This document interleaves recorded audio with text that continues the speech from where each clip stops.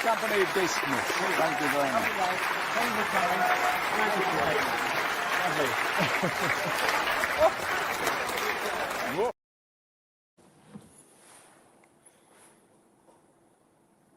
Edition of the Sky Blue History Podcast with me, Claudio Cardellino, and of course the ever reliable Jim Brown. Now, Jim probably thought his long days are over of being the statistician were behind him, but this current crop of players clearly had other ideas. Record after record keeps falling. The numbers are stacking up every week, and Jim's calculator is working harder than it has in the entire modern era of football. Tonight, we'll be looking ahead to Ipswich Town away and diving into a rather curious and memorable fixture from Highfield Road involving the Tractor Boys. Now, as always, remember to like and subscribe, leave us a review, and tell all your Sky Blue mates that we exist. The support has been brilliant in recent weeks. We've had some fantastic feedback from Stuart Linnell, David Brassington, even Doug King, and of course loads of wonderful emails from our loyal listeners and viewers. We really do appreciate it. So good evening, Jim, and what a week it's been. Another 3-match week, another 3 wins. The Sky Blues just keep rolling on. Good evening, Claudio. Yes, it has been another memorable week. I thought the win at all 3 victories were excellent in different ways, you know. But I think the common word to sum them all up is they are relentless. They just never stop. They can give it, you know, they can go a goal behind and turn it around. They can go 2 ahead and be pegged back and then go for the jugular and win at Middlesbrough. It's been an amazing week, and you know, it just keeps on going, doesn't it? Yeah, and it's and most City fans, I think, are all very feeling the same. We just kind of can't believe it. It's more to do with the points difference at the minute, which is completely incredible at this stage of the season. If it was in March, it'd be incredible, but to have this gap already has put us in a great position for the rest of the season, I think. And as some statistician has already said, if we have an average season, we'll still get promoted. So let's hope we're just average then and not below average, because we don't want any slip-ups, do we, towards the back end of the season? No, I think inevitably there will be a downtime. I'm sure they've just got to make sure that, you know, when they have a bad result, they bounce back and you know, get back on the horse, so to speak. Well, and yes, there's 2 fixtures coming up. One where, as you know, we never win there, and the other is Ipswich, where our record is just as bad, probably not as bad as Preston, obviously. But that's going to be. I mean, they were the pre-season favourites. They're my favourites to win the league, and I had to stand as 6. So it's basically the current favourites against what was the pre-season favourites on Saturday, isn't it? Mm-hmm. Mm-hmm. So how do you think? Well, you don't give predictions, but on current form, I think we could steal this. I don't know. The Ipswich have got, you know, they're packed with expensive players. I think their squad costs over 100 million. You know, they've got players who can win games like Jack Clark, like Nunez, like Philogene, even their centre forward, you know, George Hurst is, you know, he was a prolific goal scorer in the Championship, and he didn't have a bad season in the Premiership, I seem to remember. But I think they are dominating games. I think they had a massive percentage of possession against Oxford. They had a lot of shots, and I think the general feeling was they were very unlucky to lose. But you know, we're going to have to wait and see which Ipswich turns up. They're a strong team, but we're a strong team. We shouldn't fear anybody, I don't think, on current form. And curiously, we're recording this on the night they're replaying their match against Blackburn, which they were losing with 10 minutes to go and only 10 players on the Yes. pitch. And of Yes. course, the weather's just as bad tonight as it was then. So it'd be Is interesting. it? Yes. Yes. So that'd be interesting. Yes. Now, talking about Ipswich, though, I can remember a game. This was at Highfield Road, which was 16th of January 1982, where it was not long after they at the time the TV companies weren't recording games. There was obviously they used to have a lot of disputes, didn't they, in the late 70s, early 80s, with showing highlights and etc. We were, I think, when the cameras were allowed back into the grounds, we were on telly 3 times in about 4 weeks. West Brom, where we lost, I think, 2-0. We then had this game against Ipswich Town, which was, I think, only on because another match had been postponed and it was, I think, hastily rearranged. And then we were, of course, on Match of the Day when Peter Bodak scored that wonderful goal at Man City in the FA Cup as well. But I'm sure you do remember this match. Obviously, you do remember this match. But John Motson on Match of the Day held this sheet of paper saying, in years to come, this could be an item of curiosity or worth something, because Yes. there was no match day program, was there? No, Because there wasn't. In fact, we weren't even going to play the game until the Saturday morning it was announced, I think. yeah, and we also wore that kit, didn't we? The dark blue. We couldn't play in this one here for those who can see the Talbot kit because the advertising could be. Yes. And remind me. I know we were leading with not much time to go. Well, Jerry Francis was making his debut. He was on loan at the time. And he was making his debut, and at 2-1 up with 10 minutes to go, we took him off. And then Ipswich scored 3 goals in 7 minutes and won the game. I mean, they had a hell of a team. I think the goal scorers were Arnie Muren, Alan Brazil, John Walk got one, and I think it might have been either Mariner or Eric Gates. That's not a bad forward line, is it? Jerry Daly scored. Walk, Muren, Mariner, and Brazil. Yeah, Brazil got the 4th. But we were 2-1 up going into the last 10 minutes. Yeah. And they scored 3 in the last 10 minutes. Yeah, and Ipswich were league leaders at the time as well. They finished second that season. Were they? They were league leaders. They had a good squad, didn't they, under Mr. Robson?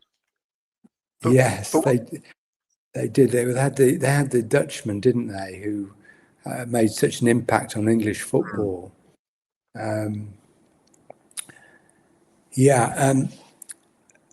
I do remember, and I think the year before, I've got a feeling they beat us 4-0 at home. I think that was on Match of the Day as well.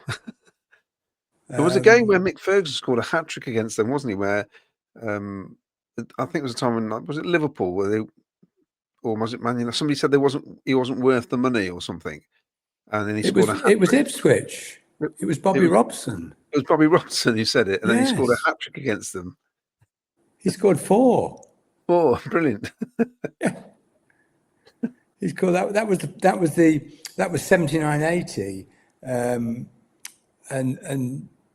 but 80-81, they beat us 4-0 at home.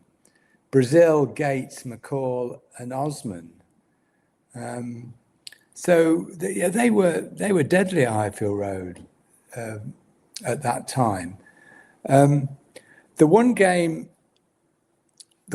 I remember, which is not dissimilar to the one you mentioned, was in 2003 when we were Gary McAllister was struggling to actually put a team out. I think he'd fallen out with so many of the senior players. He was forced to play kids from the academy. I think it was around March time, and again we were like the 1982 game. We were 2 up. We were 2-0 up at half time, and they blitzed us. They got 4 goals in 17 minutes. And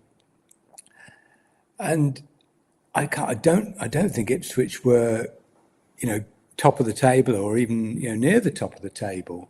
But there's some interesting names in the City side that day. For instance, the first goal scorer was Matt Jansen, an England international. I think he won 1 cap, but he had a terrible car crash, didn't he? And he had, didn't he have some brain issues after that car crash? Was he at Blackburn at some stage? Blackburn, yes. Yeah. And I don't think he could force his way into the Blackburn side. And he came on loan to us. He played 9 games, scored 2 goals, but he'd missed he'd missed the season. I think he'd made 7 sub appearances for Blackburn that season. I think his car crash was sometime start of that season, but he was a prolific scorer for Blackburn before that. But never, he stayed at Blackburn another 3 years and didn't and barely played. Very sad story, really, because I said he was in the England squad. But the other names that are interesting in the Coventry team that day were 2 of the substitutes.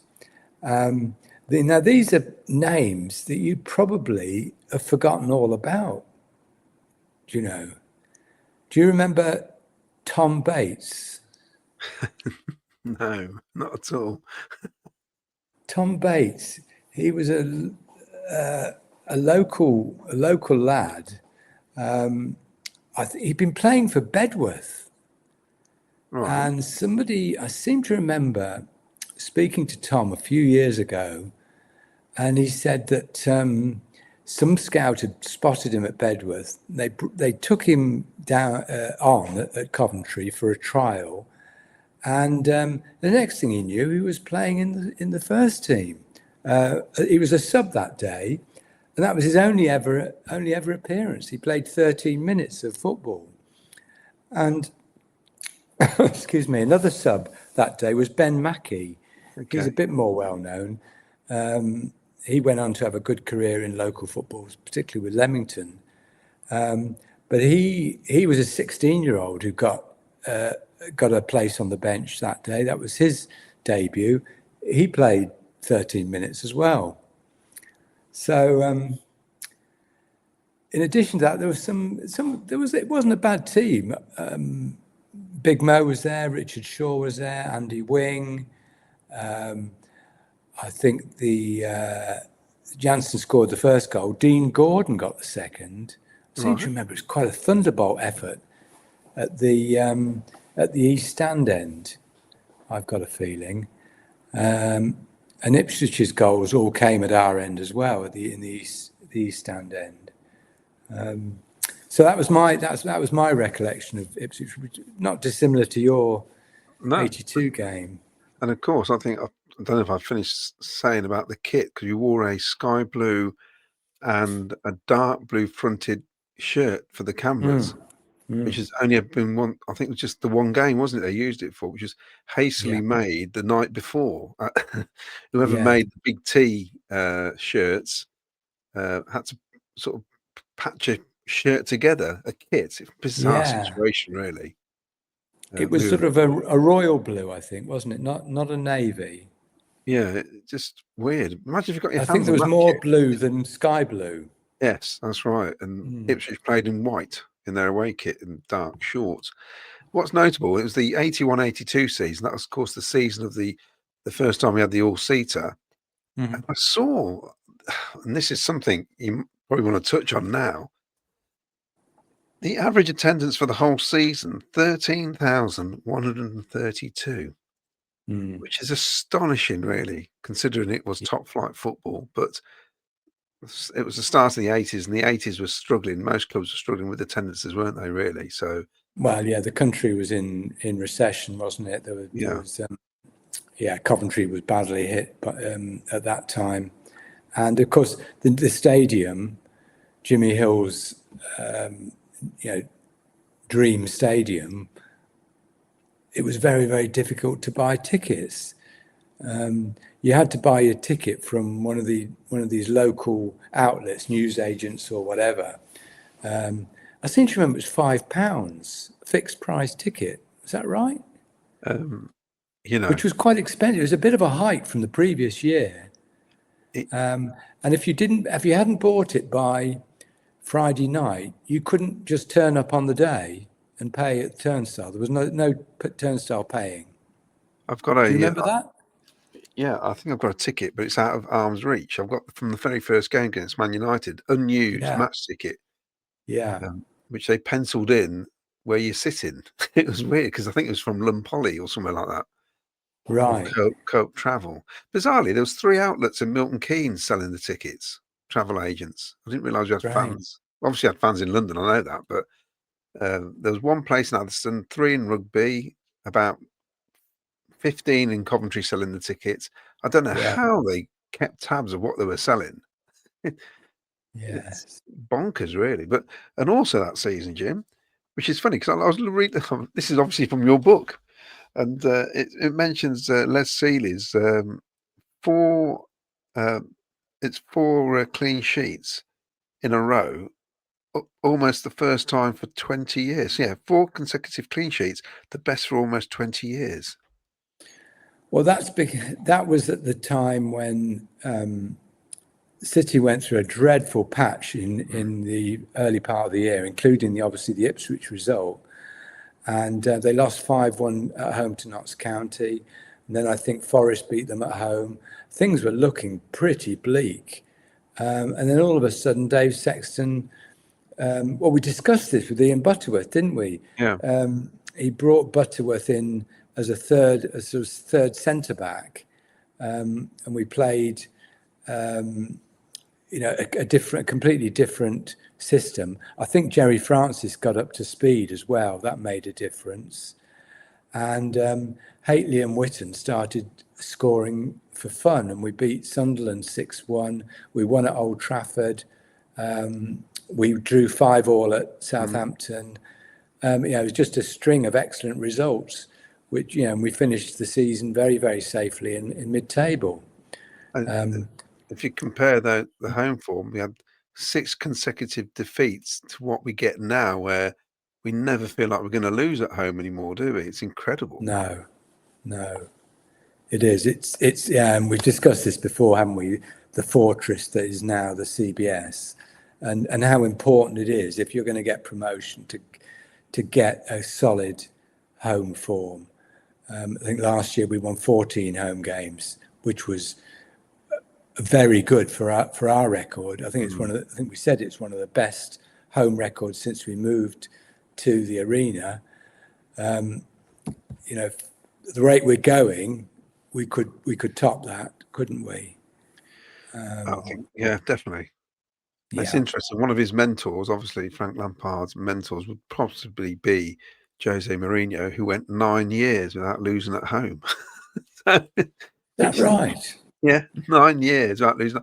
I think his first defeat was, I think, against Sunderland with Chelsea. But he's gone 9 years without losing a home game. But that's not just with Chelsea, is it? Because he wasn't No. I mean, so when he was at Porto and other clubs. Other clubs, yeah. That's incredible, they say. And I think it's that whole mentality. It is, isn't it? Of you win, you try and win your home games. Yes. So moving on to stuff. Well, you remember, just before we move off that, between 1965 and 1967, there's that wonderful stat. We lost 1 home game in 32 That's in the fantastic. league. Yeah. Yeah, and it does make the difference, doesn't it? If you win Of course those it home does. games, you know, Yeah. it's Yeah. We lost. Yeah, I know we've discussed it before, but in 1966, 67, we lost one home game. In 58, 59, we lost one home game. We got promotion. 35, 36, we won promotion. We lost one home game. there It's you go. vital. Absolutely vital. It's a shame we can't reference which episode numbers they are. We could go back to episode number Yeah. 26 and follow the whole story. In fact, if you are watching or listening, please, if you haven't listened or watched the other episodes, every episode's on Yeah. Spotify, so it's well Yeah. worth going back to. We do repeat ourselves so often, don't we? Yeah, that's what football fans do. Yeah. So looking at what we're going to talk about tonight, then, apart from we've covered Ipswich, then where do you want to start with all these? Well, you just, that's interesting. You just mentioned the attendance. The average in 81, 82 was 13,000, you said. Yeah. Now, let's look at the attendances this season. On Saturday, 31,141. Yeah. The fifth largest ever at the arena. Very good. Obviously boosted by the changes they've made at the South Stand to give us to take away some of the away following and gives home fans more room.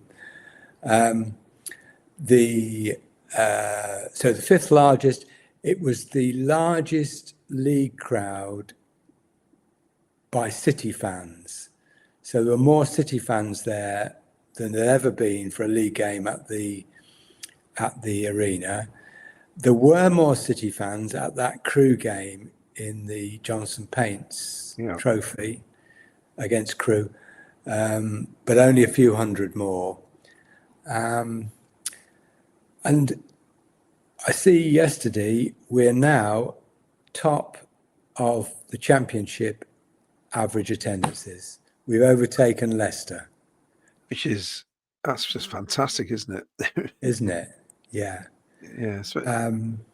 29,873 is the average. It's unbelievable. It's and it's the best average that we've ever had in the second tier. It's currently topping the 66, 67 figure, which is just over 28,000.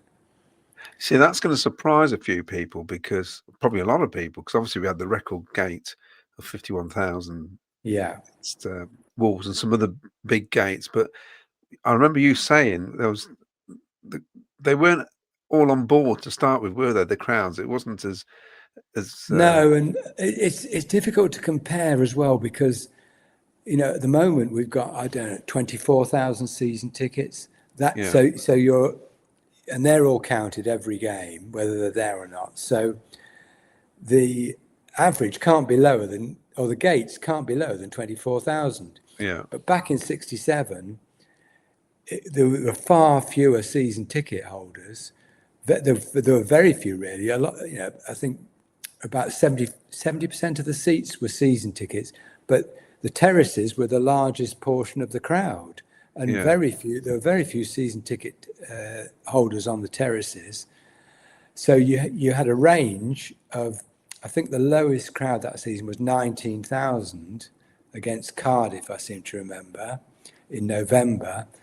And the range went up to 51,000, as you said, against Wolves. So a massive gap between the two, high and low. Whereas this season, our high was 31,000 on Saturday. Our low is something like 28.5. Yeah, and I suppose in 66, 67 would be about 4,000 or 5,000 season ticket holders. Yeah, maybe that sort of number. Yeah. And because, of course, I mean, I can remember if you had a season ticket, you were considered a bit posh to have a season. It was like season ticket. Yeah. Because you're like, well, in real terms, it was a lot of money. Yeah. For some people, it'd be like a week's wages or something. I don't know. Yeah. I can't remember the prices. I probably got them somewhere, but it was a bit special to have a season ticket. Yeah, definitely. Yeah, like you say, those crowds are fantastic, and I think the club have made a bold move, haven't they, by giving up more seats to the home fans. Mm. I never thought it'd happen. It's just great. Absolutely brilliant. And the atmosphere was good. Yeah, it all helps, doesn't it? It definitely all Yeah. helps. Definitely. You obviously you regularly sit on the west side of the stadium in the posh seats. Although my season Um, tickets in the east side, yes. yeah. So what does it sound like and feel like over that side? Oh, it's really good.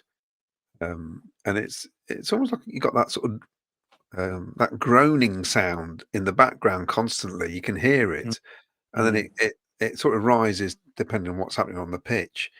mm. And it's interesting on Saturday because we went a goal behind, and in Singers Corner they kept singing, they kept going, they kept cheering the Yeah. team as soon as we let the goal, which I thought was tremendous, and it was Yeah. quite loud as well.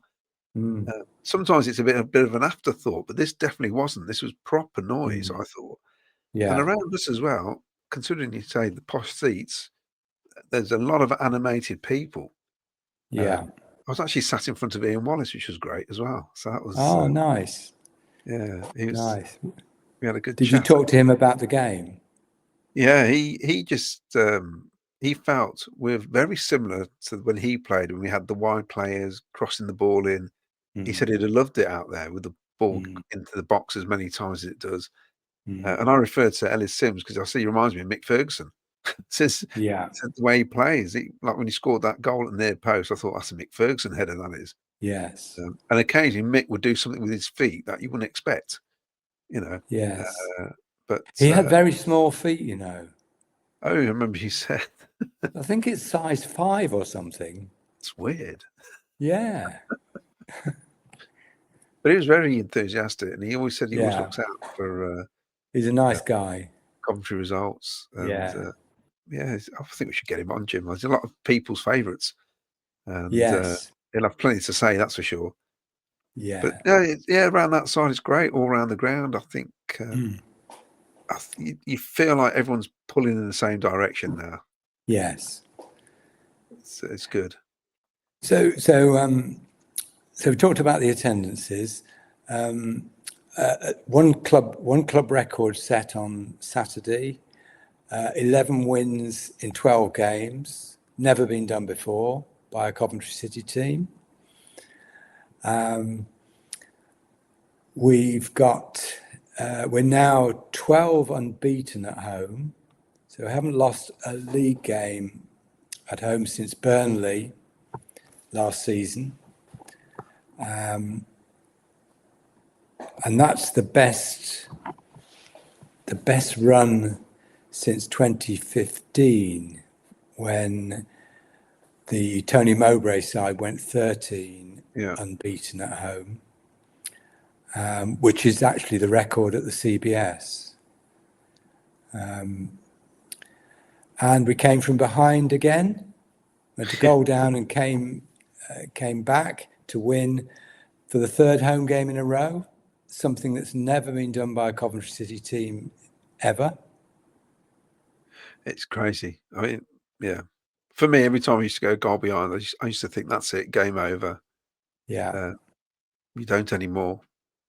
No, and we did go a long time without doing that. Several Yeah, seasons back in not that long ago.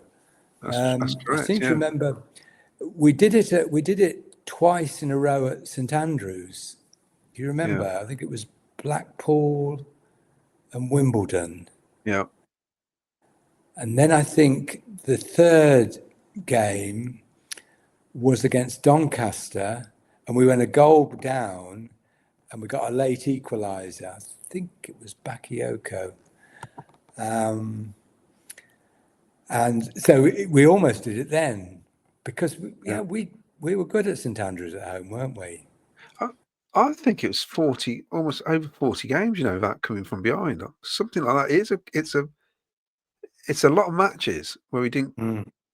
Yeah, and then we went through the phase of if we scored first, we didn't. We went 20. Is it League One? 28 games where if we scored first, we'd win or not lose, basically. Yes. So it kind of tipped on its head, didn't it? It's weird. I think it was, if we scored first, we didn't lose. If we Yeah. let one in, we couldn't get it back. We couldn't win the game. So we had to No. score first, basically. Well, there's a lot of games this season where we've scored first, and Yeah, there's only one where we've lost, isn't there? that's true. Yeah. So the other thing to mention is that we've been top of the table. I think it's 59 days. It might be, I think it's 59 days we've been top of the table, which is the longest for a long, long time. I think it's the longest since 1967. And of course, we can't lose top spot until the 20th of December. And we'd have to lose the next 4 games for that to happen.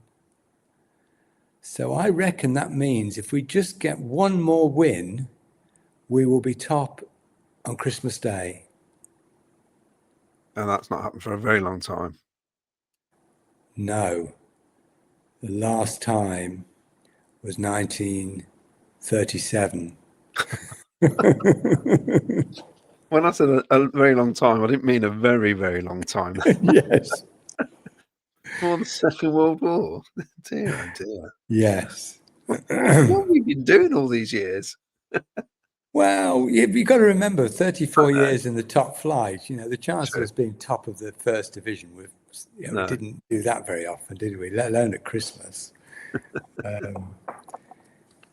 Yeah.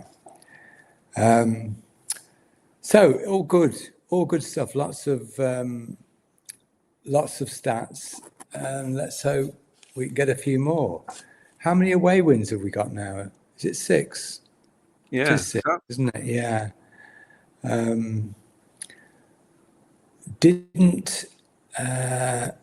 Didn't the team, the first Mark Robbins' first spell, I've got a feeling they had an amazing away record that season.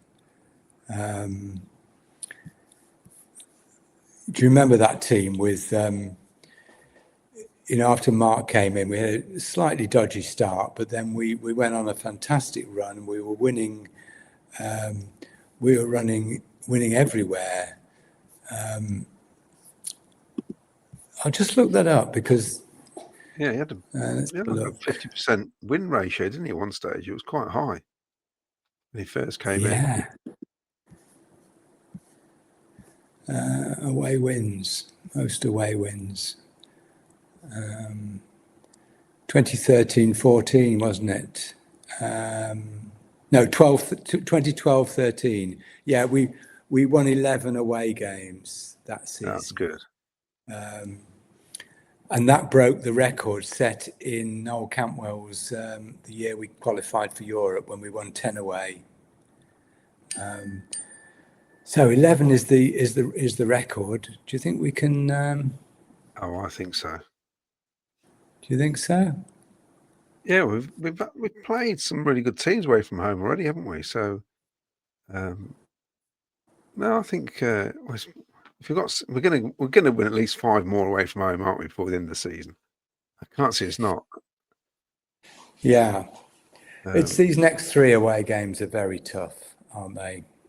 Yeah, very tough. We talked about Ipswich, but then we've got the bogey side, Preston. Is this the year? Do you think? well, I don't know. It's one of those, isn't it? And you don't want to write any games off, do you? But it just feels like there's always one team who always, for whatever reason, no matter what squad you have, when you play it, it's for some reason it just doesn't go your way. But we overturned Swansea last season, didn't we? So we can do. And look at Sunderland; they overturned us in that first leg in the playoff semi-final, where they hadn't won. Was it one game in 40 odd years or something? Yeah. At our place, so it can happen. It definitely can happen. So I've got a couple of questions. I got emails from listeners. Should we cover those? Yes, do. The first one was a guy called Chris Russell, who's a regular listener.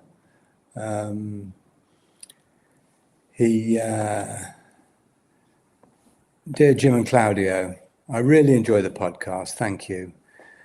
Your discussion about games versus West Brom reminded me about the away fixture in 1984-85, I think. It was the first season I'd followed City and was quite young. From memory, Cyril Regis and Peter Barnes scored for us. Interesting anyway, as both had recently joined the Sky Blues and both had played for Albion. What was true, I think, was that those goals put us 2-0 up. Cruising to victory, my very naive young self thought, oh no, we were bombed out 5-2, a horrible, heavy defeat. Do you remember that game? I do. I can't remember if we were 2 up or not. Were we? We were 2 up, yes, we were 2 up. And yeah, he's right. He's absolutely spot on with the scorers. Cyril and Peter Barnes scored. Let me just call up the stats. 24th of November 1984. Peter Barnes scored in the first minute. We weren't 2 up, actually. No. Peter Barnes scored in the first minute. Gary Thompson for West Brom equalised on 13. Carl Valentine scored 3 minutes later. Derek Statham made it 3-1 after half an hour. Cyril pulled one back on 65, but Steve McKenzie and Tony Grealish wrapped up a 5-2 win. Terry Gibson got sent off. Did the Baggers get relegated that season? I think it was the following season. Oh, yeah. The following season, yeah. So Chris, that it wasn't 2-0, it was 1-0, but it wasn't a pretty sight, that game. But it was that time when we couldn't beat Albion anywhere, could we? No. Then I think he goes on to say, I think we had a nasty habit of losing 2-0 leads away from home that season. He mentioned 6-2 at Chelsea. I was there for that one. And 5-2 at Nottingham Forest. I hope this is correct information. It's easy to forget as time passes. Anyway, I grew up and learned fast. Thanks for the fabulous podcast that I love listening to. Well, the Chelsea one, we were definitely 2-0 up that day. A speedy hat trick? No. No, I think he only got one. It was Kerry Dixon hat trick. Kerry Dixon hat trick. I knew there's a hat trick. So City went 2 up. Mickey Ginn, 22 minutes, and Bob Latchford, 26 minutes. And then Dixon got one back on 30. A guy called Keith Jones, who I don't remember, scored right on half time to make it 2-2. And then Speedy on 69 minutes, Kerry Dixon again on 70 and 80 to complete his hat trick. And Keith Jones got another one on 84. A pretty miserable day. And the man who Bobby made the scapegoat, I seem to remember, was playing only his second game at centre-back, his first being the 8-2 defeat at Southampton the previous season. Not blaming Lloyd McGrath. Lloyd McGrath. Yeah, poor old Lloyd. So him and Trevor Peake were the centre-backs. Well, that's down to Bobby then, isn't it? But no way should Lloyd be playing at centre half. No. That's ridiculous. No wonder Dixon got a hat trick. Oh, yeah, no doubt. Pat Nevin was slinging the balls in for him. I'd imagine. Yes, yeah, he was. Yeah. So, and Chris, the other game that Chris mentioned, he got the season wrong. It was the following season, 85, 86, when we went to Forest and we led 2-0. It was, it was Christmas, around Christmas time. Oh, 1st of January, 86. Cyril, 19 minutes. Mickey Adams on 20 minutes. And Neil Webb hat-trick this time. He got one back on 40 minutes, another 52 minutes, and he's completed his hat-trick on 76. And for good measure, Johnny Method, do you remember him? The Bulls centre-back, he got one on 80 minutes. And Peter Davenport, who couldn't hit a barn door for Man United, got one on 84 minutes. And Lloyd played that day as well. It was the centre half, was he? Yeah. With he was alongside Killer this time. Yeah. Interesting though, the attendance at Forest for the 1st of January, a game where traditionally you'd expect a bigger crowd than normal. The attendance was under 14,000. Yeah, that's strange because Forest was, it's on the back of all the success. They still did well in cups, especially the League Cups. So it's not like in the league itself, they're always doing well under Cloughy still in the sort of mid-80s. Yes.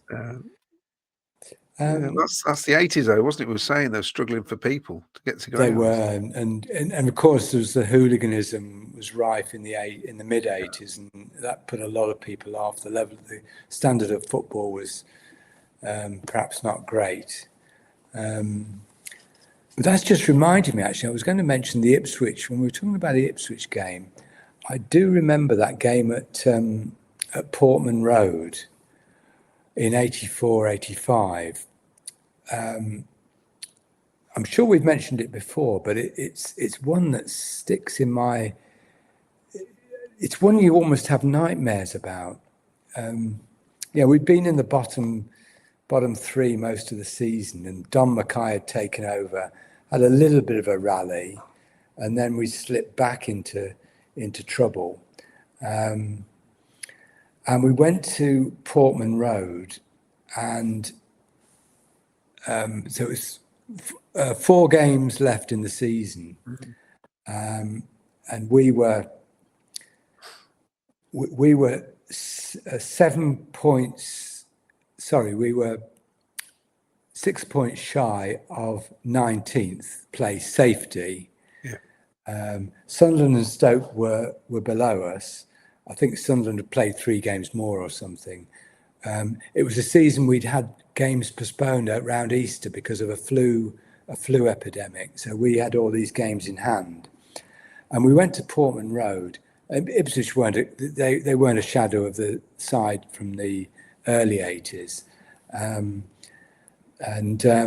we drew 0-0, and we came out of it was a night game, and I travelled up with the London Supporters Club on the train, and we came out the ground, and somebody said, "Oh, Norwich have got a late winner at Stamford Bridge," and that late winner meant that they were 8 points ahead of us. And they completed that was their final game of the season. We had these 3 games left, and the mood on that train, I've never known a mood of fans be in such a miserable state. We were down, and then the amazing happened. We won those final 3 games to stay up by hook or by crook. The amazing thing is Norwich that season. I think when you look at when we should have played, I think Everton the first time round, Norwich were way ahead of the bottom 3. They were halfway up the table. Yeah. So they must have lost a stack of games at back end of that season to end up in the bottom. Well, getting caught by us. Yeah, and didn't they go off on holiday or something? And he was on the beach, wasn't he? Yes. What's his name? The manager. I can't think of his name now. The Norwich manager. He went to Everton, didn't he? Ken Brown, wasn't it? Was it? I thought it was the guy who went to Everton. Or was it? No, it was Ken Brown. It was. Yeah. Yeah, he was on the beach walking the dog or something when he found out we'd beaten Everton. Yeah, they'd lost 8 of their last 11 games. Yeah. And they slipped from 11th place to get relegated. Yeah. So who were the? Pardon? The QPR were down there as well. There was weird. I think they were struggling as well that season. They were. You're right, and West Ham as well. West Ham were just above us. So who were the 2 players in the Norwich team that night who, with a Coventry connection? Well, Greggy Downs must be one of them, surely. Yeah, he was. I suspect it was Greggy Downs' last game for Norwich because he joined us that summer. Yeah, so would it have been Ian Butterworth then? Was he there at Norwich? No, he was at Forest. Oh, he was at Coventry. He was still at Coventry. Yes, he was, wasn't he? Of course he was. Yeah. So not Rosario, surely. Yes, it was. A very young Rosario. Yeah, of course, he only played 4 games that season, but remember it was Rosario the previous season on our final day who hit the bar, wasn't it? Yeah, for Norwich. Yeah. So, and now the final question, just to round us off, is from a guy called Ken Stoker, who sent me an email. This is about 3 weeks ago, but hi Jim, love the Sky Blue podcast and stats with you and Claudio. I'm trying to establish whether Bert Troutman actually played at Highfield Road. Now, do you know who Bert Troutman is, Claudio? Yeah. Have you seen the film, Jim? About his life. No. It's really good. There's a film. Oh. Really good. Yeah.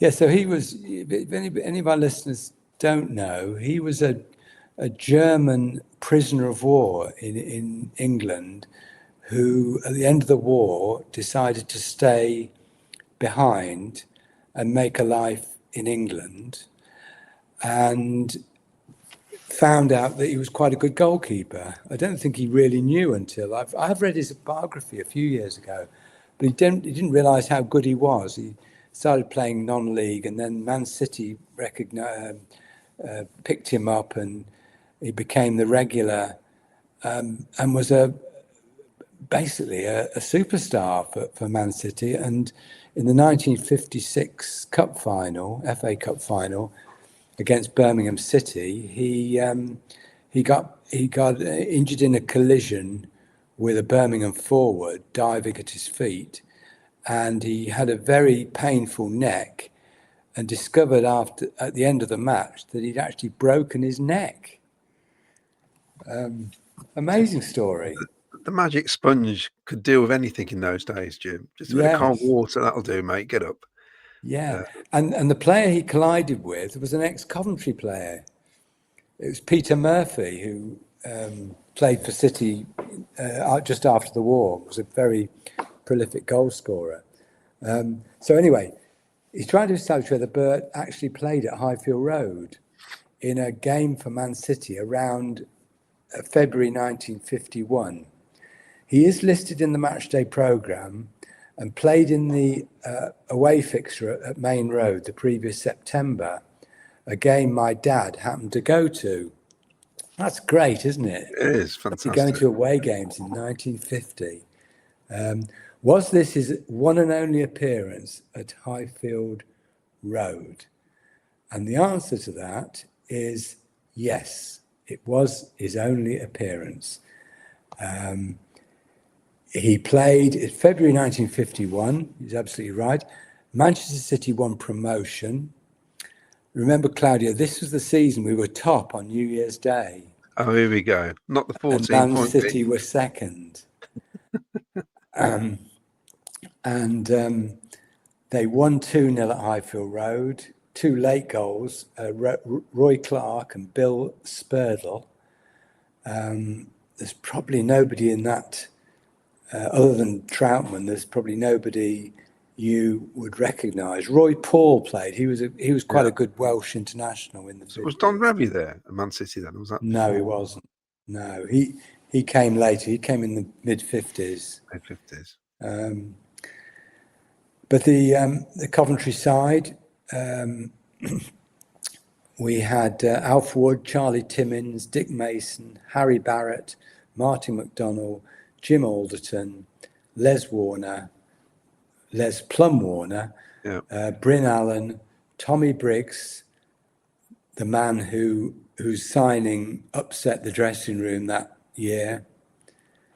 That's why I don't want us to sign any players in the January window.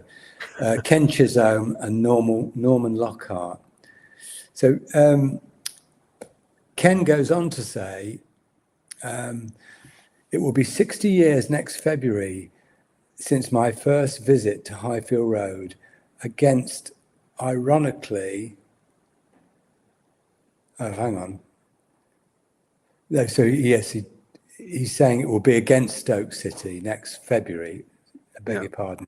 My first game was against Bristol City on February the 26th, 1966, a 2-2 draw with the mighty John Attio of Bristol City, and I believe it was George Hudson's final game for Coventry City. And he's right with that as well. It was the Hud's final game. He wasn't substituted, but he was pushed out to the wing. He played at the second half out on the right wing. Something was amiss between Jimmy Hill and George at that stage. And of course, he was sold to Northampton just a matter of weeks later. So that's a nice one from Ken. It's 60 years ago. I remember that Bristol City game. There were a lot of Bristol fans. That was the season that Manchester City and Southampton won promotion and Coventry finished third. I think Wolves were fourth and Bristol were fifth, and Bristol were up there for a long time. They're a very big team, a very large, all their players were very large. I remember, and they had that day they wore an all red strip, similar to identical to the Liverpool strip of that time. And they gave us a good game, actually. Gave us a good game. So I think that's about it for tonight. I know we've done a slightly shorter one. Unbelievably. But yeah, please keep your questions coming. Yeah, we love these questions. Love to know when your first game was, and we can talk about that. And I've got to say thank you. I appealed for help with the Sky Blue Archive website rebuild the last week or 2 weeks ago, and since then we've had 3 more volunteers. 4 actually. There's a guy called Martin in America is helping us out. Wow. And I heard today that he's got his wife involved as well now. She's inputting Coventry City match data. Darren Jones, thank you to him. And then just today, I got an email from, should have made a note of this, shouldn't I?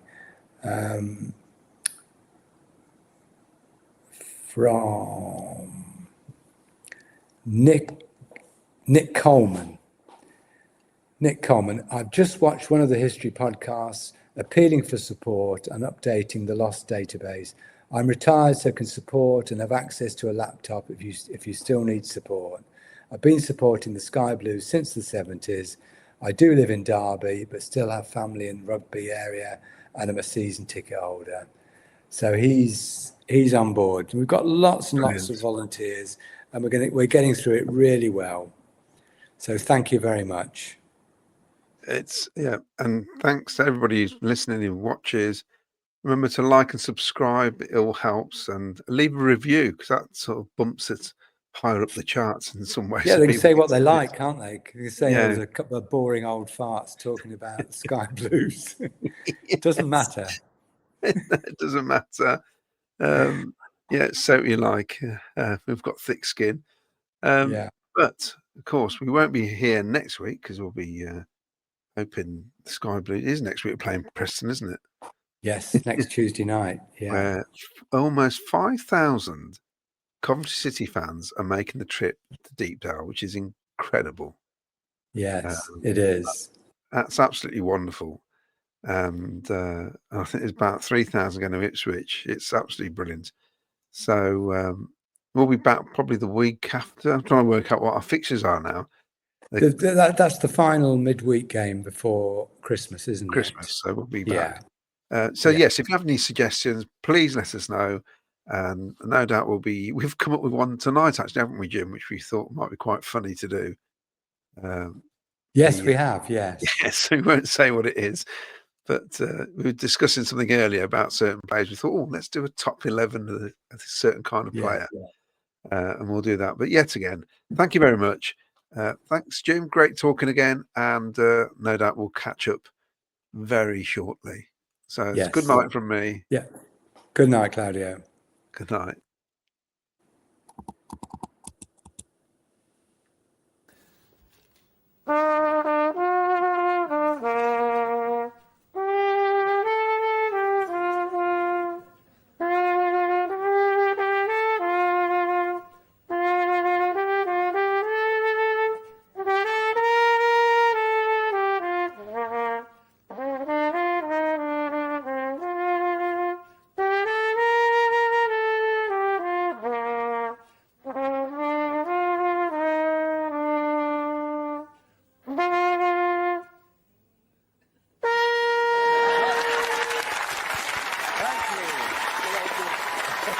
Company business. Thank you very much. Thank you, Karen. Thank you.